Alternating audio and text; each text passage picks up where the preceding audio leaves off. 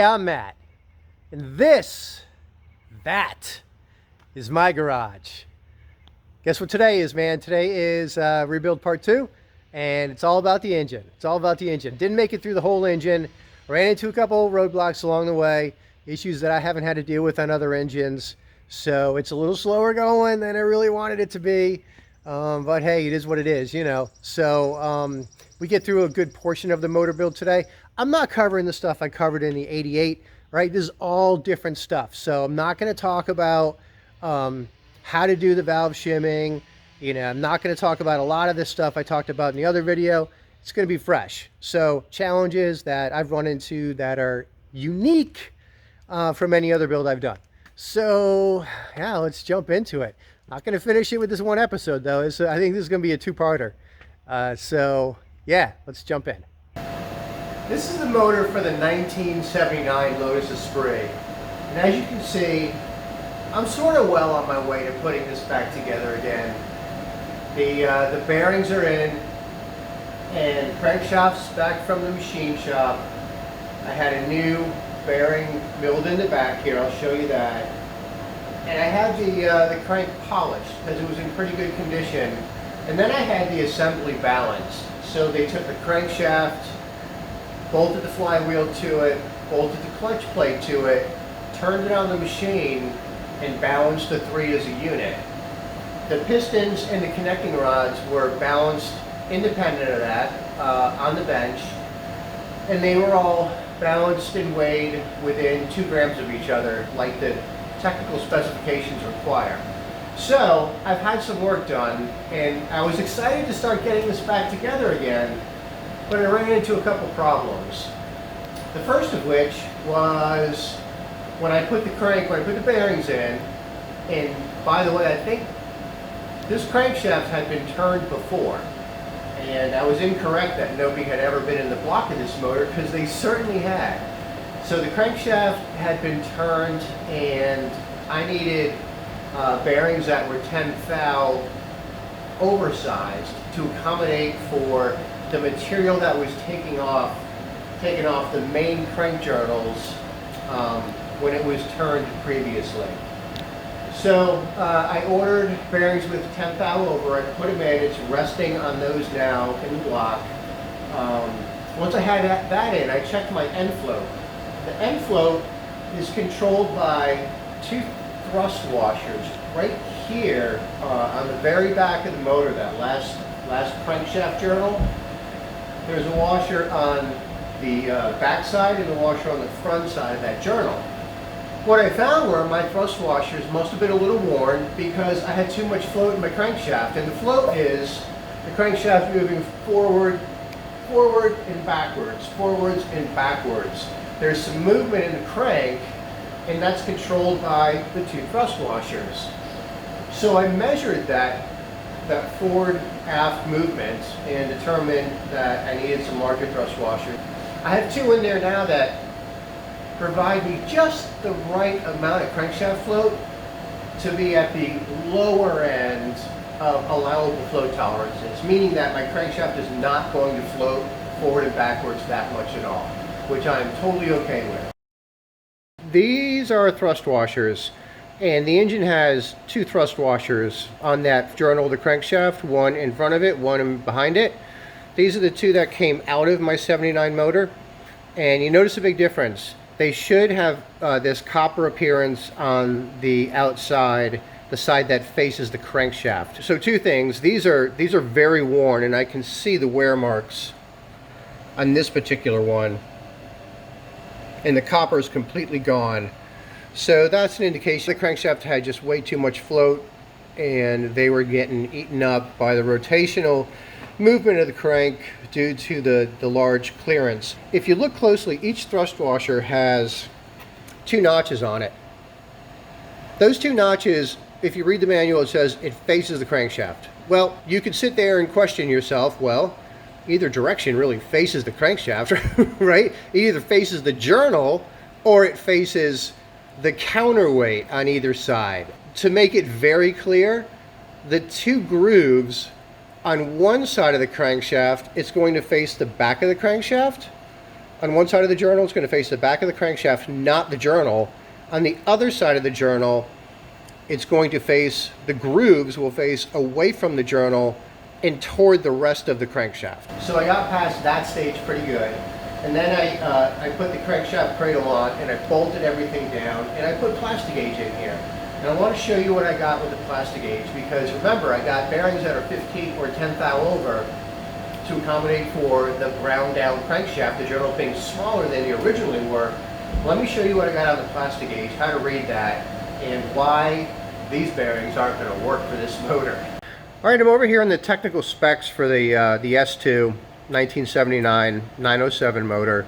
Under the crankshaft section, for my bearings on my main journals, I need to have a static clearance of 0.001 to 0.003 inches. Let me show you what I got. This particular Plastigauge goes from 0.001 to 0.003, so it's perfect for what I want because it's right within the tolerances of Lotus specs. There's the Plastigauge, Plastigauge, Plastigauge, and so on. You can see that. I'm going to start here because you want to measure each one. So here I'm like right at 0.003, the very high end of tolerance, meaning it's a larger gap. Again, there just barely 0.003, and right here, I mean, I guess I'm at 0.003 just barely, but on my number one journal, yeah, I'm just at 0.003. 0.001, look how much larger that is, right? That's the green box. That's how much that Plastigauge would have squashed if I was at 0.001.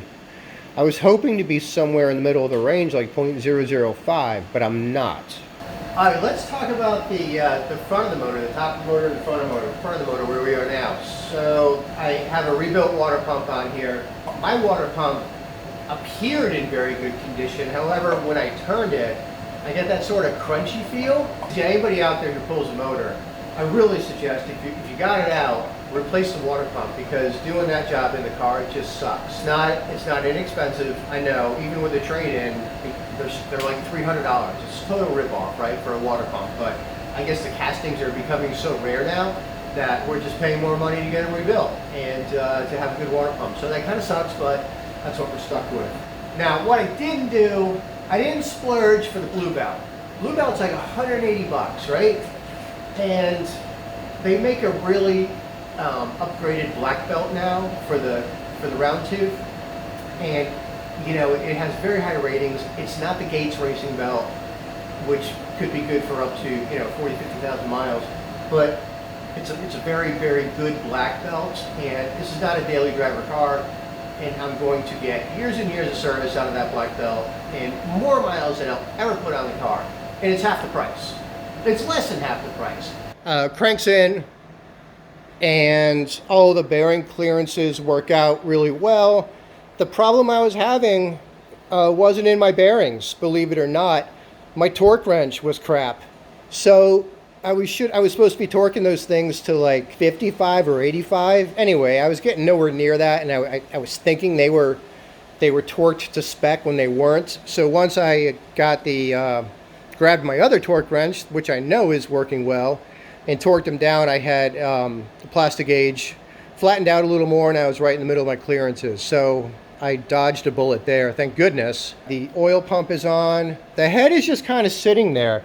Unfortunately, when they sent me the head gasket, the box got bent in the mail, and it bent the head gasket, and it creased the silver ring around the cylinder. So I'm not taking any chances. I'm getting another head gasket, so I know it's right before I put it back together again. Anyway, I should have it soon. We'll pick up from there.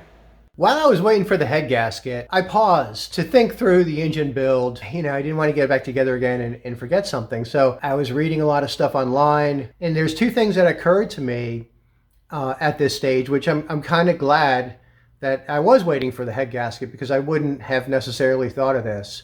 So let me show you on the motor exactly what I'm talking about. All right, here's where I'm going with this. First off, I mentioned before I'm going with the eccentric cam belt tensioner. This is just really a lot more reliable than the spring-loaded ones that came on these motors. So this is a good upgrade. But if I put the gasket for the front seal on, you can see there's a part of the gasket's right here, right, in a circle. Well, it just so happens that is where the tensioner mounts. And I don't have a hole in the block.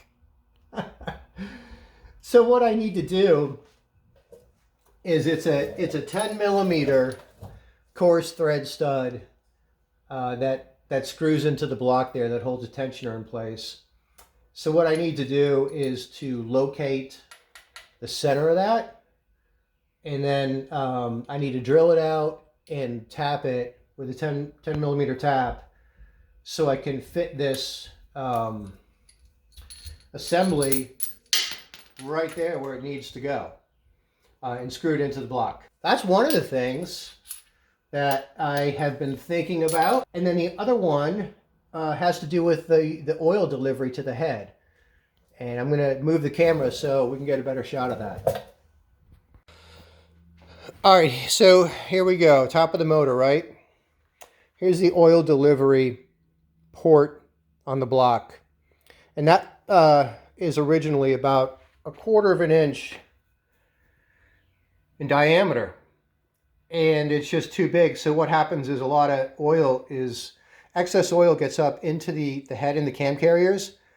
And it kind of starves the block of oil, and that can cause some problems with the bearings, your main bearings and your crank journal bearings, not getting enough oil and lubricated down there. So the fix is you go ahead and you tap out that hole. So I've used a 3/16 set screw, just like this one, with a hex head. I drilled a hole in it prior to screwing it into the block, and the hole I chose was just under 1/8 of an inch. It works out to like 1/10 of an inch, as close as I could get. But yeah, so that's going to restrict oil up to the head. It's going to keep more oil in the block and hopefully help reduce some of the oil leaks that come from the cam carriers. So that's another fix I was able to do while waiting for the head gasket. All right, so today I've got to drill this hole here for my new eccentric cam tensioner. And I want to locate it the best I can. So I've temporarily bolted in the gasket for the front seal. And on this gasket, because this is the same gasket they used on like the S3s, etc. And the S3s had that eccentric tensioner, and the gasket has accommodations for that. So I know that I need to tap the hole directly in the middle of this circle on the gasket. So I've lined the gasket up the best I can. I'm just going to punch a small indentation right in the center of that circle. All right, that's going to give my drill bit a good starting point. I've got a pretty small drill bit on here. It's certainly under 1/8 of an inch. All I want to do is get that started. I want to take the gasket off because I need to mount on here a drill guide. So I'm going to do that. Get this out of the way as well.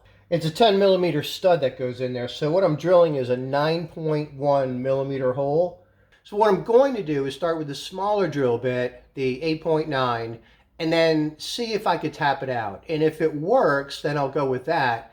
If it's still not a big enough hole to use the tap without, excessive force, then I'm going to go ahead and drill it out with a 9.1 millimeter drill bit. So right now, I don't know what's going to work. So I'm going to start small and work my way up, because I can make the hole bigger, but I can't make the hole smaller. So here's the drill guide I got. It goes from 10 millimeters all the way up to 14.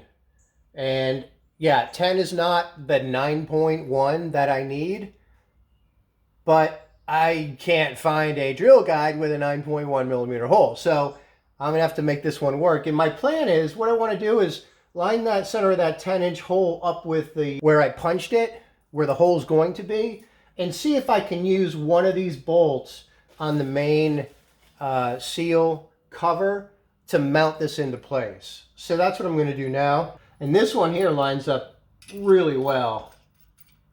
So let me snug that thing. Let me center that.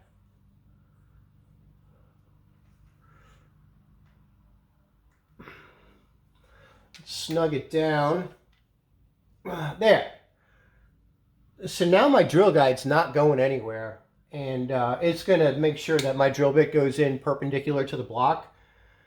And when I tap it, I'm tapping it perpendicular to the block as well. That's key, right? I don't want that hole's got to be straight, man. So that should do the trick. All right, so I've got my crank taped up. I don't really see how any metal shavings could get in there right now. Because, I mean, I'll be honest with you, I'm a little freaked out about that. And, but I can't take the whole motor apart. Like I should have done this before I put the motor together. Hindsight's 20/20, right? But I didn't. So I'm stuck with this situation, this scenario. So I'm going to do the best I can. I'm going to go ahead and start drilling this out now. And you know, because the drill bit's there's a little wobble in my drill bit, which I'm not comfortable with either. Yeah, I'm a little nervous, but I'm hoping everything comes out okay. So let me get to this. There, so now I'm taped at 45 millimeters down the drill bit shaft. So when that tape becomes flush with the outside of my drilling guide, I'm good.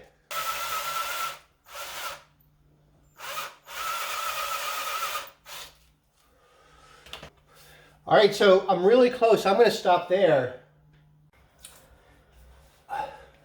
Hey, you know, so I try to make these videos as real as possible, right? I'm not doing multiple takes here. You're seeing, you know, I'm doing this for the first time. You're seeing me do it for the first time. And what I think is cool about that is, you know, these are challenges that everyone's going to hit as they do this, and the uncertainties of, you know, am I doing this correct? Am I going to mess something up? So I think it's really cool to see it in real time, and just know that, I mean, it takes time, right? And there's nothing wrong with taking your time, but not being afraid to do it either. Because if you're afraid to do stuff like this, then you're never going to get it done. And if you don't do it, that's when project cars just sit for a long time. And then you contemplate, oh my God, do I need to pay somebody? Should I tow it somewhere and have them do it? No. I mean, and honestly, the guys at the shop, if it's if your motor's taken apart and it's a machine shop, that's one thing. They can do it pretty accurately. But you just take it to a shop, and you know, if you task them with this, they're just like you and I, man. They're going to be like, well, how am I going to get this done? They just work through it. So, all right, I got my tap. Like I said, this hole might not be big enough to tap. I don't know. If you don't have a tap set in your toolbox, I really suggest getting one, because I can't tell you how many times I have had to use these things. Even when you get parts powder coated, the threads always get screwed up, and I've always got to re-tap after I powder coat. So taps are one of my most used tools next to my sockets. Now this is going in pretty tight. I'm almost tempted to make the hole a little bigger, but I'm going to keep going, and I turn and then I back it off. I think that's the best approach. If you just keep turning, it's going to bind up on you and you're probably going to break something. All right, here's the deal. I have a tapered tap. The head is tapered, so what I mean by that is I don't have full threads all the way to the end of the tap. There's about 1/4 inch of tap that doesn't have full threads, so I can't get threads all the way to the bottom of the hole. I had to order a different tap. They have taps called bottom taps, which will thread all the way to the very bottom of the tap, right? It makes sense, bottom taps. But for right now, back to Amazon. Hey, it's time to get the timing belt put on. So, a couple upgrades here. This is the original pulley that came off the car, the crank belt pulley, and this is the one I'm upgrading to. This is the half round pulley, and this is the original square tooth pulley. The half round it's definitely got some more surface area, so you know, less chance of that belt slipping, which is really good. I thought that was a good upgrade. Now I had to upgrade that. I had to upgrade the oil pump pulley, and I had to upgrade the two cam pulleys. So, and upgrade the belt. Here's the new belt right here. You can see it's got the round teeth that fit right in there. So it's a little bit of expense to upgrade, but I think well worth it in terms of safety, longevity of the car. So I'm going to go ahead and it's a washer that goes on the back of that pulley. Get this stuff located on the crank, slide this belt on so I can be thinking about setting the timing next.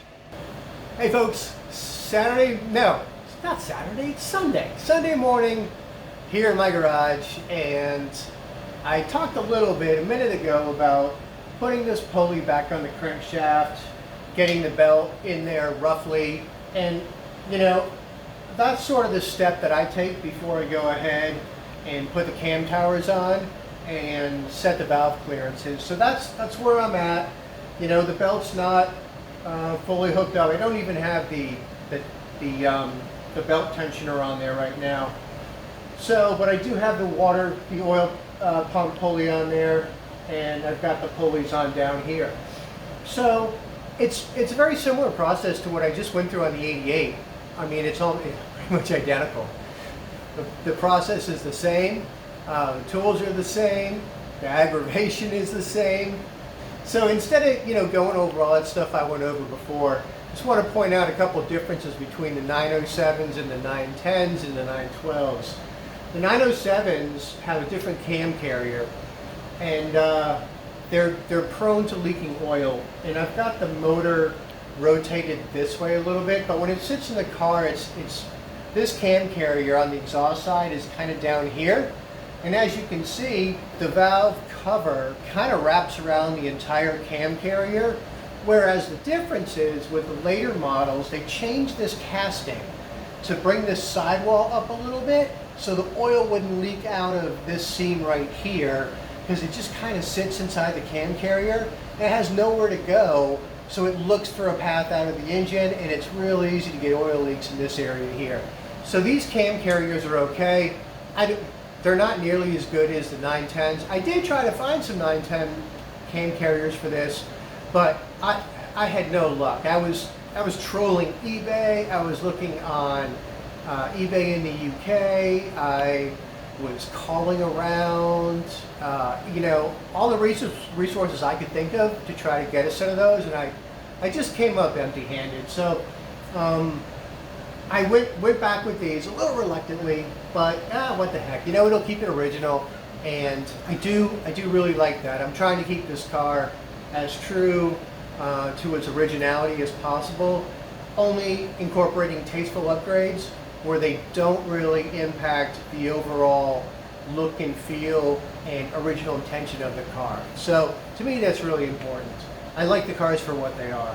These cam carriers were held on by studs. So the studs go into the head, and then you slide the cam carrier down on top of the studs. That's different from the 910s, because the 910s have the bolts with Colin Chapman's really cool initials on the head of the bolt. I don't know if you guys have ever seen that, but sure enough, that's where they are. It's the only place in the car they are.